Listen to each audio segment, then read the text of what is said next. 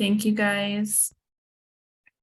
Thanks. I'm Emily DeFalla, and I'm here with Nathan Cheng, who is the president of the ADR section of the Contra Costa County Bar Association. And today's presentation features David Fink negotiating the relational estate. I have known David virtually his entire practice career. We graduated from law school within about a year of each other, and we're both in practice in San Francisco back in the late 80s, which is when we met. And so I've known him as he's progressed from a baby lawyer, as I was at the time, to someone who is now one of the most respected consensual dispute resolution practitioners in the Bay Area. David has spent most of his career in the family law arena because he prefers to work with clients as opposed to corporations. But that does not mean that he is a stranger to the corporate world and to civil litigation. He's practiced in all of those areas at one time or another until he settled down as a family law attorney, and has been a leader in both the local and state bar associations in terms of advancing family law issues in the legislature and in the courts. He is one of those practitioners that many of us look to when we have a tricky area of law, or more importantly, when we have a difficult set of clients or counsel and we need some assurance about the best step forward. I've worked most closely with David in the organization called Collaborative Practice California, and the sub-practice group called Collaborative Practice East Bay, where he is one of the founders of the family law genre of collaborative practice. But he's also a more broadly a peacemaker, in the sense that his goal is to keep families and individuals out of court. His goal is to help clients be able to make their own decisions. He's a firm believer that people are in a better position to settle their own cases rather than have that come at them from the outside. And he serves with me on the board of the Collaborative Practice CPCal Foundation, which is an organization designed to help advance consensual dispute resolution for families of all means and of all diverse backgrounds. So David has recently joined ADR Services, Inc. after many years of operating his own practice as a private judge and mediator and parenting consultant or coordinator, I guess I should say, where he is now serving a variety of clients far beyond the family law sphere. And his interest is bringing people to agreement through the use of their own conversations and their own explorations into good options for settlement. And he'll share with you why the relational aspect of alternative dispute resolution is such a core part of getting to that kind of resolution. So, David. Emily, thank you for that exaggerated and unfairly generous introduction. There's a poll should be on your screen trying to get a sense about who the audience is, to what degree I'm talking to my fellow neutrals or talking to folks who are primarily serving individual clients. To sort of reframe a little bit what Emily said, most of my practice, so 33 out of 35 years, has been really in the family law field. That being said, one of the things about family law is you learn a lot about all kinds of other areas of the law, whatever the family is involved in, whatever kind of business or real estate or investment or anything else that the clients are involved in, you end up having to learn about. So to the degree I have a breadth of knowledge about different areas of the law and different kinds of disputes comes mostly through my family law background. I am going to do my best to try to make this as general as possible and applicable to any kind of consensual dispute resolution, not just family ones, and also not just involving family relationships. So to kind of launch into this, I think as legal professionals, right, we expect that the folks that we work with, our clients, or if we're neutrals, the parties that we're working with, that they're going to pretty much be rational. They're going to, make decisions largely based on logic, after we've helped them to think about, what are the facts or the disputed facts? What does the law say? What's the likelihood that a bench officer or a jury is going to see things the same way that they did? And so we expect them to sort of weigh that mostly quantitatively, maybe a little qualitatively, and then to come up with a very reasoned decision, and then to tell us, the professionals, either how we want to proceed or to tell the neutral what they're willing to do. The trick here is that the human mind doesn't actually work that way, or at least not all the time. And lawyers, by and large, don't get any training in how to work with clients on levels that are not, say, based on fact or law, or things that are fairly clearly defined. We tend to work better with tangibles rather than intangibles. If we can analyze it, we can make recommendations, we can give advice. If we don't have any idea how to look at it, then it's harder for us to actually do our jobs. So one of the things that comes into play in our jobs, whether you're a neutral or an attorney, is, how do decisions get made? How do people make decisions? I'm going to apologize now. I'm struggling with a less than ideal technological issue, so I'm having to manage separately the PowerPoint and my outline. So I apologize for that. It's going to be a little jumpy.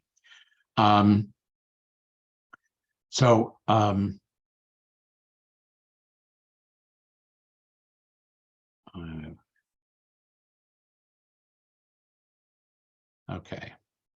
All right. So I think the point that I'm trying to make here is that actual decision making involves conscious and unconscious factors. So what I want to talk about today is how might we help clients or parties to consider the full picture. Let's see if I can actually change a slide now. Oh, there we go. Okay, so the relational estate. So what I mean when I put this in the title is about pre-existing understandings, often assumed and unstated, about how the other person or persons will approach a conflict or the resolution of a conflict based on that individual's understanding about the nature of the relationship. And maybe more specifically, what are the expectations? What, based on this relationship, is one party entitled to expect from the other? And now I'm stuck again. Okay, well, do we have a response on the poll? Do we get any results on that? Yes, we have 4 people that said primarily serve as a neutral, 2 people primarily serve representing litigants, and 1 said both. Okay. Well, thank you all 5 of you for coming to the program today. Okay. So in terms of relationships, we're talking about all kinds of relationships. They aren't necessarily close or intimate.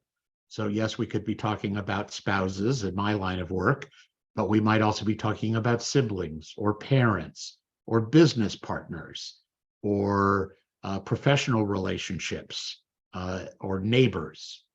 Some of these relationships might be very close. They might be intimate. They might have factors of confidentiality. And by that, I mean, in the legal sense, a confidential relationship where there's a particular level of trust reposed in the other person. So what happens is when those subjective assumptions and expectations prove to be invalid or mistaken, people get surprised. they feel betrayed, they get confused. And probably most of all, the parties feel like their understanding about how the world works or how they thought the world worked all of a sudden is no longer accurate. And that tends to lead to a lot of fear and insecurity, defensive responses, which might show up in the form of aggression or withdrawal, or even just sort of passivity, being unable to engage with what's going on. So for the two of you who are primarily attorneys working with clients in ADR, one question is, why is this part of our job as lawyers? And again, one of the key points in our ethical rules is that lawyers are considered to be fiduciaries to our clients, right? So I've got some case law up here that some of you may be familiar with, some may not be, but the idea here is we are supposed to avoid from using undue influence. And of course, clients do look up to us as an authority. And so there's always a risk that the clients will kind of just do what we say without necessarily thinking about it. And that's something we're supposed to be on the lookout for. Although once we have provided that advice, in theory, you are supposed to defer to those decisions. However, a case that's not here on my PowerPoint, Davis versus Damrell from 1981, says in advising the client, attorneys should provide sound advice that furthers the client's interests. So we'll talk about interests a little bit later, but often the client's interests go beyond just, oh, these are my legal rights, or they want the best financial result that they can get in the process. Sometimes there are other things in play that might ultimately even be more important than either vindicating their rights or coming out with a favorable financial outcome. Here we go. Okay, so here's another cite from a couple of cases from the 80s where clients are going to expect us to give a complete and candid advice. So the idea of telling the client what they want to hear is arguably not in line with our professional duty to our clients. We have some specific rules of professional conduct, and I'm going to assume everybody is aware that as of a few years ago, California finally got on the bandwagon with the rest of the country and adopted a version of the ABA model rules. Although definitely, as we'll see in a minute, California did not adopt them as written, and in some cases made some significant changes. But Rule 1.4 is the rule that we do have now, which is about communicating with the client. And the reason we are required to communicate with the client and to inform the client of decision or circumstance, if we think it's going to impact the client's informed decision-making or informed consent. Okay, so that's the idea. So number one, give them the information they need to make a decision. It does also include, if you see at A4, what the limitations are on the lawyer's conduct. And I would suggest to you that in addition to that, we have a duty to inform clients about the limitations of what the legal process itself can do. And as we know, the legal process is not very adept at dealing with relationships between litigants. The overall assumption in our legal system, which is adversarial, is that people will have their fight and then they will go away and they will never interact with each other again. And while that may be true in a lot of litigation, it's not always true in all litigation. So, so these are considerations that I am suggesting that really we need to keep in mind, if for no other reason besides excellent practice, is to follow our ethical dictates. Now, Model Rule 2.1 is labeled advisor, and it goes in the original version. It talks a lot about how the general rule here that a lawyer exercises independent professional judgment and renders candid advice.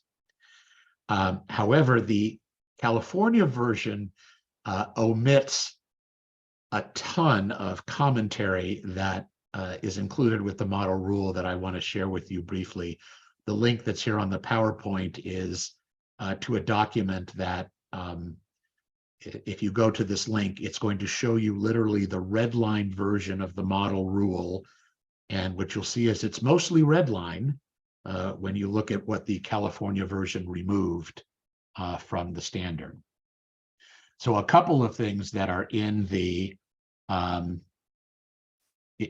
original model rule that California did not adopt, but I'm suggesting here is good practice, is to remind us that the advice we give, that it's just in couched in narrow legal terms, may be of little value to the client if practical considerations, such as costs or effects on other people, are predominant.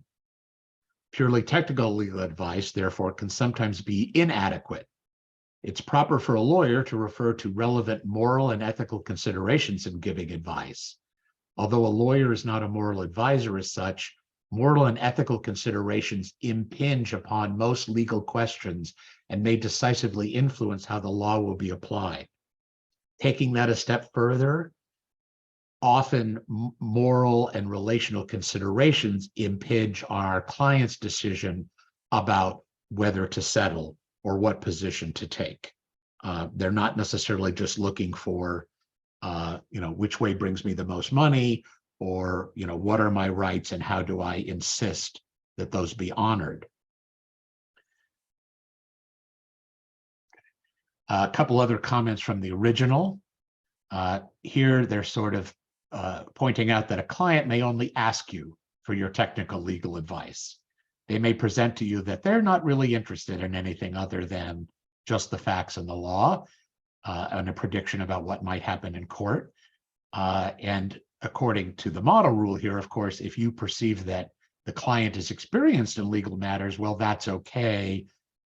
You don't necessarily have to go beyond that, although your responsibility as an advisor might include indicating that there might be other things involved, and at least suggesting that the client might want to think about some of those other things. And of course, that means you need to be familiar with what other things the client may consider. Now, the client may say, I don't care about any of those things, and that's fine. What I'm saying is these are things you need to explore and not just ignore as if they're not going to be there or they're not going to be relevant to that particular client.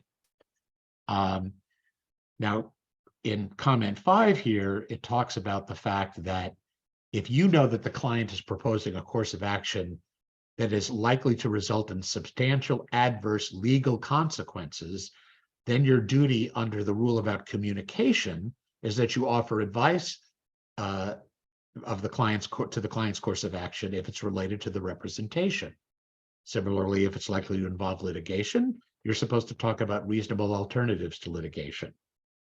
Part of what I'm trying to sell here is there might be other adverse consequences other than legal or financial that it might very well be appropriate for a lawyer or even a neutral to explore those adverse consequences to see, are those of concern to the client? Obviously, if they aren't of concern, it wouldn't be our job to substitute our judgment for the clients, even if we think they should be caring about it. But I'm more trying to focus on, if we assume that there are no other considerations and we don't prompt the client to think about them or talk about them, then we might be missing some important considerations from our clients. So another issue that can come up, and we've sort of touched on this, is of course, what are the client's actual values and priorities, right? So I can certainly say in my practice, I have come across sometimes a very strong feeling about moral justice, right? That whether or not there's a consequence, a financial consequence or a legal consequence, the idea that somebody has broken the rules and there should be either some sort of retribution or consequence for having broken the rules is sometimes an important piece. Sometimes less so than what the consequences are, but more that it's, whatever, they didn't get away with it, is how you might hear your client express that. It may also be important to preserve a relationship, right? Again, in your average auto accident case, probably neither of the litigants are really worried about trying to be friends after that's over. But there are a number of different kinds of disputes where it does matter. So obviously personal relationships, friendships, and family relationships generally don't necessarily dissolve or aren't expected to dissolve at the end of a dispute. Business partnerships, the survival of the business or the success of the business may actually require the partners to actually resolve the dispute and continue to work together, again, for their mutual benefit, as opposed to the only solution being to dissolve the business and everybody go their separate ways. So sometimes these can be considerations that might be as important as some of the ones that we're accustomed to dealing with, like, you owe me money, or you were supposed to do this and you didn't do it. Another way this can come up is you may have a client who temperamentally is really unsuited or uncomfortable with conflict. And that could be true to such a degree that they might be inclined to agree to anything just so long as, it will go away and they won't have to deal with it anymore. And I think we've probably all experienced that in if we're in litigation, at least in dispute resolution, that kind of sentiment. And of course, we, as legal professionals, tend to be concerned if somebody's just throwing in the towel and doesn't seem to have a good reason for it. But again, sometimes it is temperament, and sometimes logic doesn't overcome temperament. So it's something we need to be aware of. So bottom line here is I'm saying that it's important for us as professionals to surface and explore what the individual parties or our individual clients think is important, rather than assuming we know what's important and we know what's not important and we'll decide what to ask the client about. It's literally asking the client about things that they might care about and find out whether they do care about them, in which case it should be part of your work with the client or the parties. And if they don't care about them, then maybe you don't have to worry about it. So oftentimes these sort of attitudes or values and beliefs come from a number of different sources in the client's life, and can include, what the client perceives as what they think is most important and what expectations they had about the client, the other party's behavior, the other litigant's behavior, right? So we already mentioned sort of, okay, well, did everybody follow the rules? And here we're talking about not just the legal rules or the rules that are set forth in an agreement, a contract of some kind, but there might be relational expectations that didn't happen. In my line of work, that might come into, gee, you're not supposed to sleep with other people. But this could come into all kinds of different ideas. Maybe in business, it's like you're not supposed to make a side deal that benefits you and not the business as a whole. So we need to understand, well, what are those assumptions? What did the client expect? And how did they come to those beliefs? Okay, and as we've mentioned, those could be paramount to a client, but the legal process doesn't really address the harm done to a person that can't be addressed either with monetary damages or specific performance, or other sort of non-legal, non-financial pieces. So, question that's on the slide: what informs clients' belief? Well, just to give you some examples of things that often reasonable people feel differently about. In my line of work, of course, is what does marriage mean? Or what does family mean? What do those relationships entail? What are you assuming?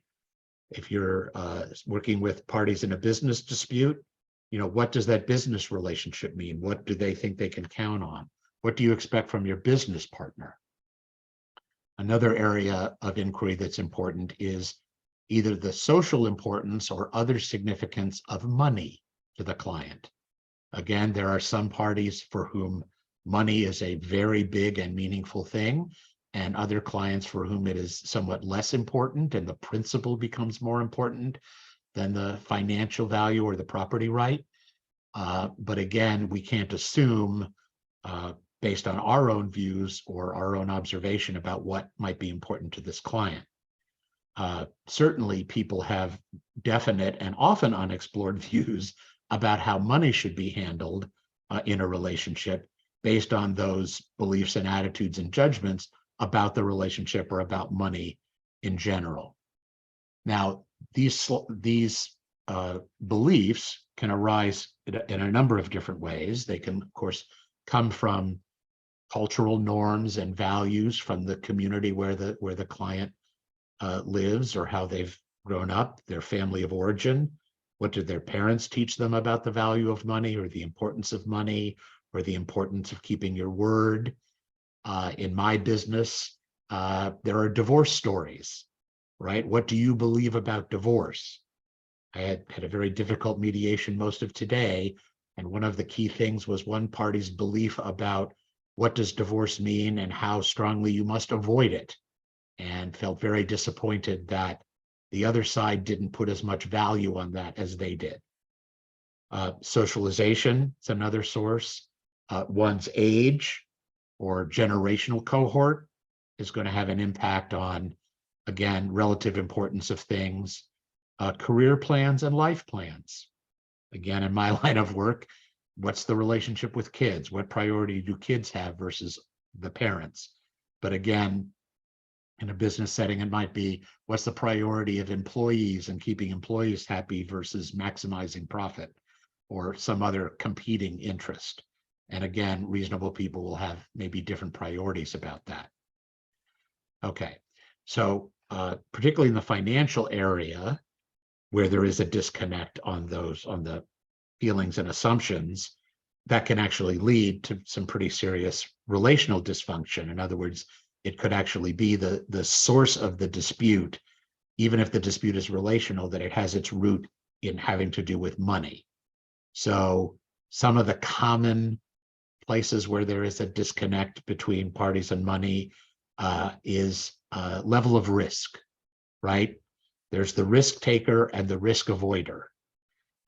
Sometimes in a setting where people are working together, they can balance each other out and make a really good team. In other circumstances, the risk avoider becomes terribly frightened about what the risk taker is doing and feels very threatened and in danger, and wants at all costs to stop the risk taker from taking risks, while the risk taker is trying to get the risk avoider to, take a little chance here and there, because you're not going to go anywhere if you don't take any risk. And that kind of tension then can lead to a dispute. Again, the emotional and relational content about what is considered, for lack of a better word, ours. Now, in my line of work, it might be, in the marriage, but in a business, might be between the partners. What is partnership interest in property? What belongs to individual partners? What's the tension between what is collectively owned and what is individually owned, or what are individual entitlements? Okay. Another place might be where parties in the same group that are having a dispute have disparate financial resources, and therefore the decisions that they make might be very, very different, because that impacts the sense of risk, but also that again, for a person with fewer financial resources, that the person with greater financial resources is in a position to take greater risks than they are. Here's one that I'm sure probably everybody in this program has come up with: the client who says, but that's not fair, or that's not reasonable. And the truth here is that the words fair and reasonable are subjective factors. Certainly in my line of work, and I suspect in any litigation or dispute you've been involved with, it's fairly typical for what one side thinks is totally fair for the other side to think that's totally unfair. And in fact, they are unreasonable in thinking that their point of view is fair. Okay. So these kinds of things come up all the time. just to give you sort of a couple of anecdotal examples, I gave you one already from today. And, this was a very tense situation having to do with a family where there were 3 legal parents. And it turned out in the course of the mediation that a lot of the differences, which had largely to do with parenting, were it not only included financial issues, but included political issues, and the degree to which different parents had different political views and how they were being shared with the children, and to what degree was there any respect or room left for a different point of view from one of the parents. And obviously those can be very deeply held beliefs, and very hard to negotiate some kind of middle ground, or even to come to an accord to say, well, maybe we shouldn't really be involving the kids in those conversations. So that can be very tricky. Some years ago, I was involved in mediating a premarital agreement between a older person in their 70s, who was a very successful venture capitalist, and their 30-something fiance, who was still in business school and also had been an immigrant from mainland China. And the elderly gentleman, actually I shouldn't say elderly at 72 because I'm too close to that age, had been married twice before and had felt he'd made some poor financial decisions, including putting a huge amount of assets into the estates, into trust for the benefit of his children, which ended up generating way more money than he expected.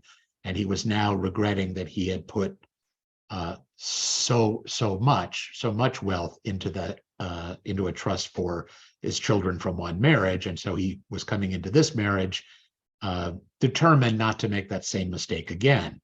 At the same time, the young woman who came from China had very strong expectations about her receiving at least as much, if not more, than either of the prior wives, even though, of course, this was the newest relationship.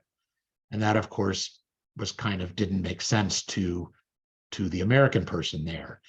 And at first, I didn't really understand that, but I went and got some consultation with a Chinese colleague who explained to me that in traditional Chinese culture, where there is polygamy, that there is a big status difference between whether you are the first, second, or third wife. And while people no longer take first, second, or third wives simultaneously, the tradition or the stigma of being a second or third wife puts you in a lesser status.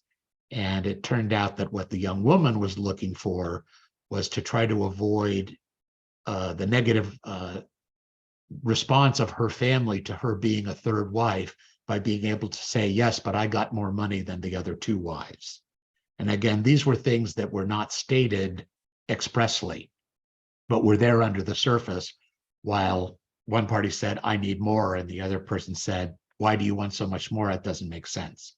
So sometimes, again, these things under the surface, we need to have some sensitivity that something might be going on. And particularly when we're talking about cross-cultural situations, not just assume that that this dispute has to be resolved solely in the way that we think about it here in America. Okay, so on the slide here are some other sort of or somewhat more intangible things that sometimes litigants really do care about in terms of feeling that they resolve their dispute with dignity. They might want to keep it private. Sometimes, often actually, it's important that they want to be treated respectfully, and hopefully they want to reciprocate that and treat the other side respectively. Being protected is something I think lawyers hear a lot about. Not so much as wanting to acknowledge that your client has made mistakes, but sometimes that can be helpful. Sometimes, if it's going to be an ongoing relationship in business, it's either you want to restore trust between the partners or save the business.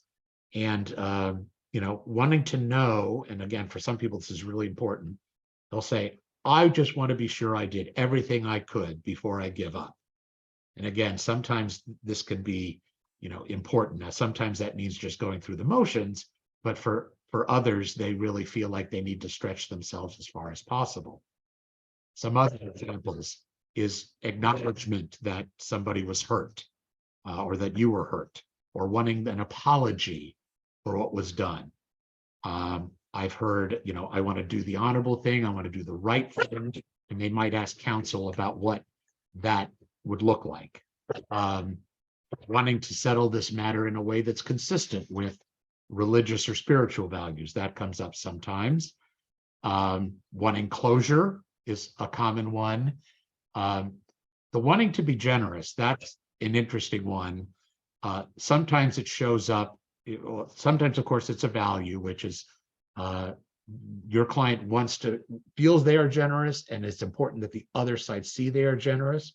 Sometimes that just manifests itself by saying, tell me what I owe the other person, and I want to give them just a scotch more so I can say I was generous. So again, sometimes there's a genuine feeling that they want generosity ignored, sometimes, not ignored, but acknowledged.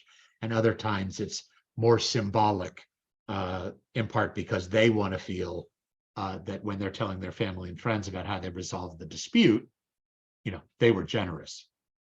So in the course of working with a client, right, these things might change, right? Or some of these goals, might change. So you have to always be looking at, whether or not they have to be updated. So are they realistic?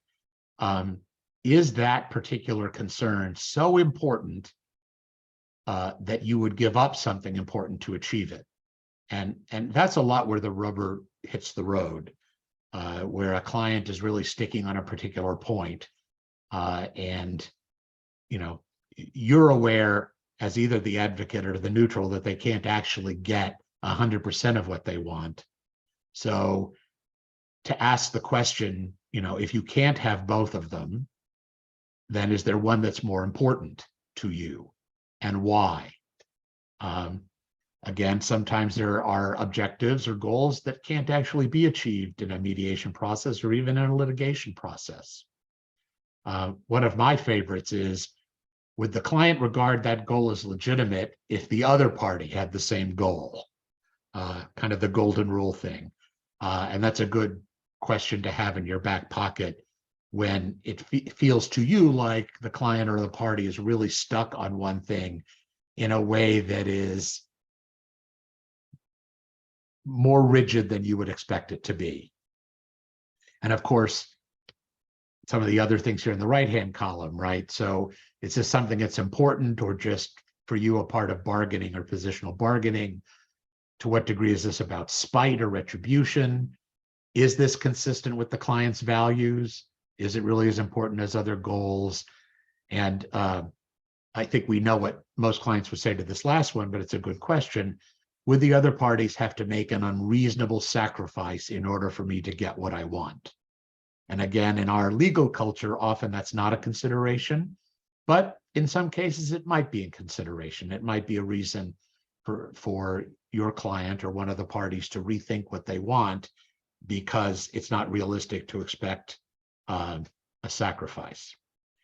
Okay, so this is all more or less, asking these questions and raising these issues with the client or the parties is really in the service of having the client agree to settle or to give informed consent to some course of action.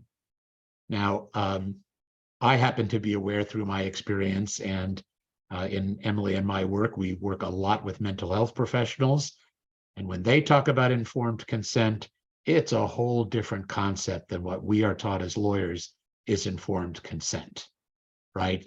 In general, the lawyer's practice is, I told the client X, I explained it to them, and they said yes or no. Or I explained it to the client, I asked the client if they understood, the client said yes, therefore I have informed consent. what I've got on the slide here is what the recently updated California Rules of Professional Conduct defines informed consent is, giving agreement to something after the lawyer has explained the relevant circumstances and the material risk, including any actual and reasonably foreseeable adverse consequences to the proposed course of conduct. Interestingly, the foreseeable adverse consequences are not limited to you'll have less money or you will lose the right to do X, Y, or Z. So again, at least in the definition of informed consent, it's broader. Okay, so part of this definition, I changed slides too early, around what is reasonably foreseeable, it does assume to some degree that the client does understand what we're telling them and takes in the advice and can process it and is therefore in a position to make the rational decision that we expect. The question I pose to you rhetorically is that sufficient? And my rhetorical reply is, according to neuroscience, the answer is definitely no. Okay, so this is probably not new information to most of you because these ideas have been circulating around for quite some time. But we know that in evolution and development of creatures with brains, there are different types of brains with different capacities. And the most primitive brains, which labeled here as the reptile brain or the reptilian brain, is mostly a reactive survival-based mechanism that is designed to perceive whether there's a threat to the organism and then to respond in a way that preserves the organism. And in humans, but also in other animals, we tend to think of this or describe it as the fight, flight, or feign response to danger. It's the part of the brain that, at least in humans, tried to protect us from being eaten by saber-toothed tigers. Okay. The next level of brain development in the animal kingdom is what's labeled here the mammalian brain. It's also referred to as the limbic system. And this is a system that generally operates on emotion. So it perceives feelings and mood and can have, it adds another layer of understanding and perception to just the am I in danger or am I safe portion of the brain's perception. The last stage of brain development, which are in primates, including humans, is the primate brain. And this actually is the part of the brain that actually thinks. This is the part of the brain that reasons. This is the part of the brain that says, is A better or B better? And weighs those choices and then makes a decision. Again, if you have a primate brain, as people do, and you can access that part of your brain, then you can actually think about things. Sorry, I'm going to catch up here. And here's just another slide that sort of talks about the different systems. But with the primitive brain and the limbic system, right, the reaction is more instinctive rather than I've thought this through and this is the course of action I'm going to take. What we now know from neuroscience, however, is that if a human being perceives a threat, and of course now we're not worried about saber-toothed tigers or rhinoceri, but we might be worried about, oh my God, I'm going to lose money, or I'm going to lose my house, or I'm going to be excluded from my business and lose my livelihood, or something that feels very important and potentially existential. What happens in our brains is we revert right back to the primitive self-preservation piece of the brain, which is we have to do something because our existence, or at least what we think is super important, is being threatened. What they have discovered is when this part of the brain is activated, it literally shuts down the prefrontal cortex or the neocortex which is the thinking part of our brain. So quite literally, a client who is afraid of something bad happening to them literally cannot think in that moment of realizing or feeling that they're in danger. It wouldn't matter how clear your explanation was, or how thorough, or how what words you used, or how slowly you spoke. They can't take it in. And so, as a general rule, whenever you're working with clients, but frankly also with your colleagues and maybe the folks who are on the other side of disputes and litigation or otherwise, they're not in a position to think things through rationally. Now, some of us have learned that from experience, right? Never have your client agree to a settlement when they seem to be very upset, because maybe the next day they're going to call you up and say, why did you let me agree to that? But again, this is maybe another reason for you to think twice about that, because even if you've explained everything and your client says, yes, I'm fine, go ahead and make the deal, they might not be thinking clearly. Another thing that comes into play is learning styles, right? People take in information differently. So some people take in information better visually. Some people take in information by hearing it or orally. And some people actually work best with kinesthesia, or actually movement being connected with an idea. Now, a lot of people don't necessarily think that or know which category they're in. As professionals, we may need to make some observations. So I know one that comes up in my practice a lot is a client is sent a letter with a bunch of explanations and is asked to respond what they think. And they tell you, and then 2 days later they call you back and say, I've been thinking about this, and what is it about this thing that you were telling me again that you wanted me to decide? They don't have no memory of having processed it or heard it. And again, this might be somebody who needs to hear it, who's not visual. Flip side is true. You're in a conference with your client, you explain everything to the client, they go away and then come back and ask you the same question they already asked you in the last meeting. That might be a client who really needs you to put it in writing, because they can't take it in unless it's in writing. In my practice, I actually do tend to ask people, do you have a preference? Do you find that you do better listening to things? Or do you find that you do better getting things in writing? And that helps me to communicate more clearly with parties or clients. So the idea here in general is, for the whole presentation really, is to highlight the difference between what might be our minimum professional responsibility that's going to avoid us getting in trouble with the state bar, or even hopefully getting, at least being successfully sued for not doing our duty. The other piece of this, however, is that a lot of malpractice suits actually arise from lack of communication, and often that is not because the lawyer didn't actually communicate, although that happens a lot, but sometimes it's that the perception of the client is that the lawyer didn't communicate. And it's just because of a disconnect between the way maybe we as professionals and lawyers in particular like to communicate with our clients, and focusing on the things that we think are important, and not necessarily exploring what other things the client might think is important that aren't necessarily within our sphere of expertise. Again, I'm not suggesting that it's our job to solve all the ethical, moral, social, and religious problems that our clients have.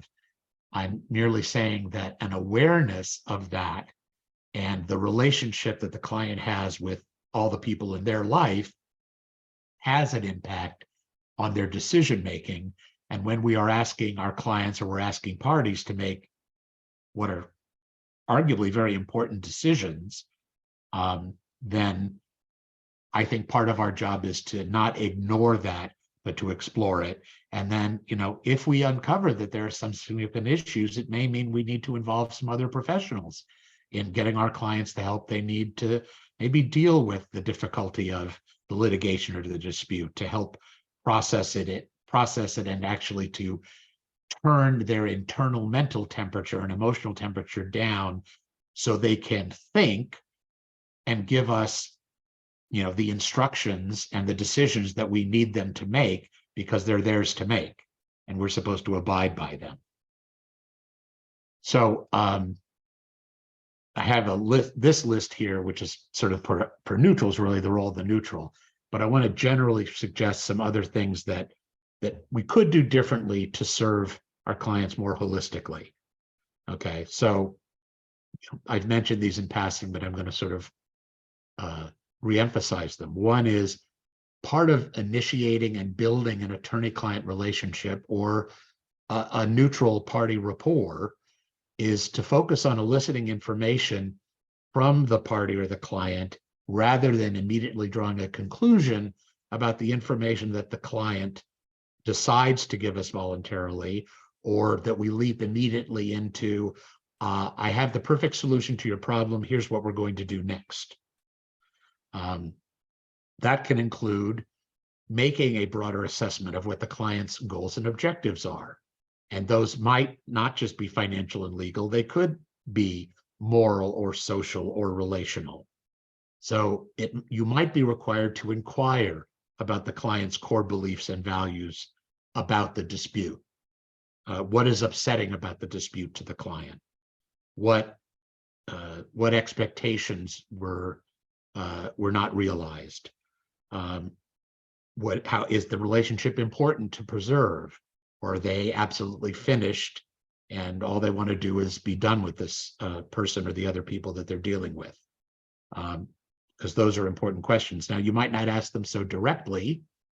A client might say, it's really, really important that I get control of this business. And the question you might ask is, what makes that important? You might intuitively think, well, of course, everybody wants to be in control of a business. But that's an assumption on your part. It may be that there are some other reasons why.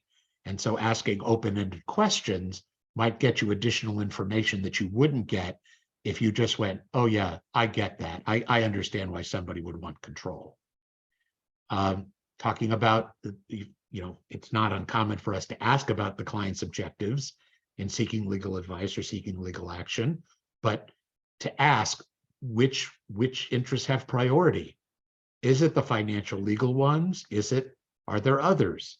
Is it, it's a family business and it's really important that this family business continue because it's a legacy and the current arrangements are completely unsatisfactory. So what you're really being asked is to repair the situation, not dissolve the business. And again, being clear about that at the front end can be pretty important. An important question, again, to have in your back pocket almost any time you're asking a client to make a decision, or when a client, let's say, sets a boundary and says, you know what, I'm just not going to go past this line. No, I'm not going to agree to that. If they want me to agree to that, then I'm going to court. The question I like to ask after that is, okay, what would it mean to you if you did agree to that? What message do you think that sends, either to your family and your friends or people who are watching you? What message does it send to the other side? What do you want to send, or what message are you afraid you're going to send? Usually there's some thought process about how the client will feel about, or the litigant will feel about themselves if they were to agree to something that in their estimation wouldn't be appropriate. And so exploring that, and whether that has a higher priority than either having a certain outcome by making an agreement versus taking your chances in court or in some other dispute resolution mechanism with a third-party decision maker. And of course, you do need to assess whether you do this overtly or covertly. How does your client take in information? What's their learning style? I want to suggest that you take an extra step to confirm that your client has actually understood the information and advice you have provided. Sending your client a letter, asking them to read it and sign and send it back does not, in fact, guarantee that they understood what was in your letter. It just means they can follow instructions. So again, in the interest of avoiding there being misunderstandings, some sort of follow-up, which might be a conversation that says, did you read the letter? And what did you take away from the letter? Ask your client to repeat back to you what was your advice, and did they understand why you were giving them that advice? If the client can't, for the most part, accurately repeat that to you, you need to be concerned that they didn't actually take in what you told them, which can lead later to accusations of, well, you never told me that. You never explained that to me. I never understood that. And even though you'll have a letter that they signed that might protect you in some sort of legal action, it isn't going to, it's still going to have an impact on the attorney-client relationship. We've talked about this a couple of times, which is, I think it's actually important to promote autonomy for the clients, to promote their right to make decisions about their own lives, including ones that we think are not very smart or are well advised. We don't get to substitute our judgment for our clients as much as we would want to. At most, we can say, I think that's such a bad idea that I'm not going to work with you anymore because I so strongly feel that this is not in your interest. And my professional duty is to look out for your interests, as we looked at earlier in the presentation. So, helping the client to weigh the different alternatives and the pros and cons of each, because in almost all cases, there's a pro and a con to each alternative available.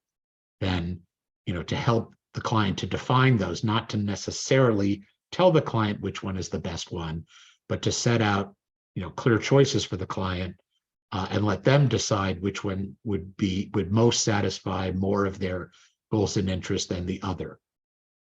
So on the slide, we're looking at things that maybe a neutral might do in terms of helping parties to think broadly about what their options are. So one is, of course, coming up with options that maybe the parties haven't considered. Again, in my style, would not be in a way that says this is really what you should do, but more in a way that says, have you thought about this? And would that maybe work better than what you're thinking about? Again, legal and practical repercussions, trying to help each party to actually check in to see whether it's being consistent with their priorities, values in making that decision. Sometimes I find that if you do this inventory of what's important to them and what their priorities are at the front end, and then you get down to the negotiating of the settlement, and all of a sudden your client is acting in a way that doesn't seem consistent with what they told you before. Now that's okay. They're entitled to do that. It could be that they changed, or it could be they were trying to present themselves in a really good light when they first met you. The job, I think, for us is to at least identify that that's different than what we talked about earlier and inquire about what's changed. It might be changed by what's happened in the course of litigation, or the behavior of the other litigants or parties, or it could be that Mercury's in retrograde if they're really, really into astrology. But whatever it might be, if you perceive that something has changed in the client's priorities and in their behavior or their decision-making, it's appropriate to ask and confirm that, yes, there's either a change, there's either been a change, or that priority somehow didn't get mentioned earlier on. And again, part of our job as professionals is to provide independent advice, and by independent, that to me means an alternative perspective, right? The one that isn't emotionally involved, or that our interest in winning, perhaps, or there being a result that our peers would consider satisfactory and exceptional, that doesn't get in the way of letting our clients make the decisions. And again, substituting your professional judgment. There's a lot of clients that pull for that. And, you know, I think that there are a lot of us that will do that. Client says, what do you think I should do? And we'll say, well, on balance, this is what I think you should do. And we're, you know, we're pretty sincere. We think we've weighed everything and it is what we think. But, you know, when you do that, what you're doing is you're taking responsibility for the settlement and the outcome, and setting it up so that if the client later is dissatisfied, they get to turn around and say, well, you're the one who told me this is what I should pick.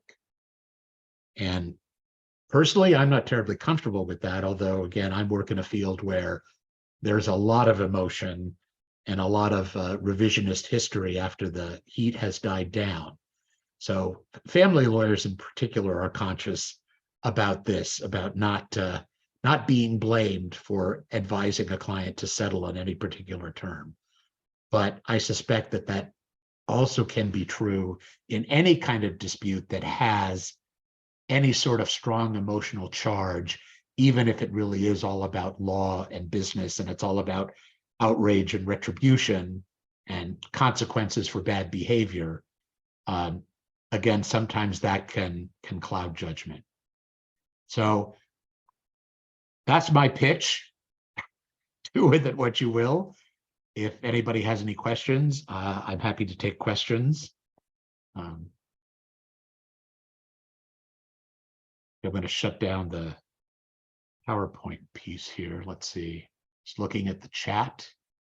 So David, one question is, you were talking about the relational part of the practice of law generally and dispute resolution in particular. It sounds a lot like there's a very important relational factor between either the mediator or the neutral and the parties, or between the lawyer and the parties, as well as between the parties themselves. Well, and that is important. I think certainly we get some training as lawyers into, you know, the attorney-client relationship and how do you form that and what are your duties to the client and what can you expect from the client. So it's easy to acknowledge that there is a relationship there. And for folks who have been in practice for any length of time, you know that relationships can, attorney-client relationships can ebb and flow and have good times and bad times. And, you know, we're maybe accustomed to dealing with that. We're certainly also accustomed with our relationship with our counterparts and how cooperative or easygoing we expect the folks we're working with to be or working against to be.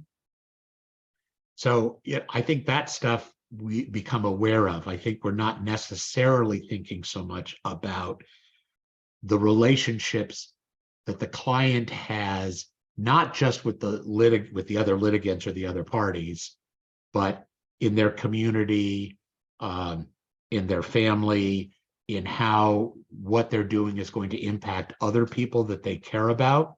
Again, maybe not directly, but only indirectly. So my suggestion here is to sort of understand that almost anything is relational at some level. And yes, there are some relationships that require more attention and more work. And there are other relationships that are very straightforward and have very clear rules and boundaries. But what I find to be true in relationships is they're rarely clearly defined by the people who are in them, and rather they're based on assumptions. You're my friend, therefore you should always have my back. You should never date anyone I've already dated. There's a lot of rules and expectations of things that we have that we might not necessarily talk about. And so that's really true of our clients. So that's the suggestion. One of the questions in the chat is, can you talk a bit more about how you elicit clients' goals, interests, priorities in the beginning of the case? So again, I find the easiest way, because if you maybe ask as bluntly as, so what's really important to you? Your client's going to go, well, winning, of course. I mean, you're not necessarily going to get a deep answer. What I suggest and what I do is I let the client express themselves about what are they concerned about. And then I try to ask pretty open-ended questions about what's behind that. So, with the example I gave before about you really need to be able to control the business. Okay, so what's important to you about controlling the business? You might not get a satisfactory answer to that. Another way to ask it is, okay, what's the worst case scenario? What are you afraid will happen if you don't have total control of the business? Find out what the worries are. And if it, again, and be on the lookout for, what seems to be driving that. Is it control over finances? Is it decision making? Is it, I'm really afraid the business will fail if I'm not the one in charge? Right? And what's behind that? What makes you think that none of your other partners or nobody else in this business can make it successful? Or even to ask an open-ended question, is that do you think that that's the case? Your client may say, yes, absolutely. This business would be a disaster without me. But, and then I might ask, do your partners feel the same way? Well, no, they don't. Okay, what's your supposition about why they don't think that? And you'll start to get into what the person you're working with thinks about what's going on in the heads of the other people. Now, particularly if you're a neutral, you might find out in the course of talking with each side that some of those assumptions are inaccurate. And you might be able to say, it's interesting to hear you say that, party number one, because I was talking to party number two, and they actually either haven't said anything about that or actually said exactly the opposite. They actually agree that you're the best person to run the business. They just want you to consult with them more. They just want to feel like they're being included, but everybody agrees you're the best decision maker. And sometimes those kinds of misperceptions are at the heart of the dispute. That's an oversimplified example, and of course things can be more complicated. And yes, we're not therapists. We're not supposed to emotionally evaluate or diagnose the people we're working with. But sometimes, even if the focus is on what are assumptions and beliefs and understandings that the different parties have, and where are those potentially inaccurate? Now, yes, there's always going to be the, oh, that's funny, I talked to the person you think hates you and they don't hate you. And that person may say, oh, yes, they do hate me. They just won't tell you honestly that they hate me. And there's not a whole lot you can do with that. But to the degree that somebody has an assumption, and somebody, at least in a neutral position, can say, that's funny, that's not the picture I'm getting when I'm talking to everybody. That what you see as the problem is not necessarily what they think the problem is.